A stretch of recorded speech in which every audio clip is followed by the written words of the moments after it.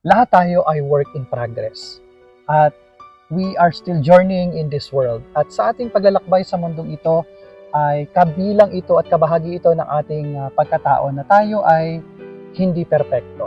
We are still work in progress. Kaya nga meron tayong mga nadidiscover sa buhay natin, meron tayong mga natututunan because we are still work in progress. Meron tayong mga bagay na hindi alam and we need to accept that.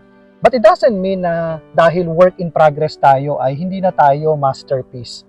Sabi nga, if you remember yung Mona Lisa, yung painting ng Mona Lisa, at yung Pamilya Sagrada sa Barcelona, Spain. These two are masterpiece.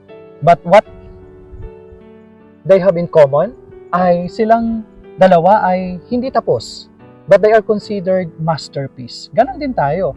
Hindi pa tayo tapos pero God can still consider us as masterpiece. Kaya nga, huwag tayong matakot na we are still work in progress. Kaya nga meron tayong natututunan, we are growing sa buhay natin. And to important respond to this work in progress is if you accept na wala ka nang magagawa at hindi mo na magagawa yung mga bagay para magbago ka at mag-grow ka, or you accept it and embrace the change in your life.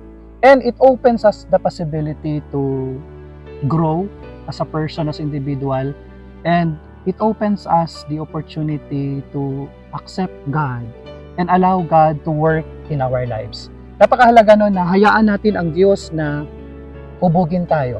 Hayaan natin ang Diyos ang magtrabaho sa buhay natin para tayo ay matapos. Hindi lamang tayo maiwan dun sa work in progress, but tayo mag-evolve bilang mga tao, hindi mag-grow tayo bilang mga tao, hindi lang manatili sa kung ano tayo ngayon. Eto na ako, tanggapin ko na kung ano ako. No.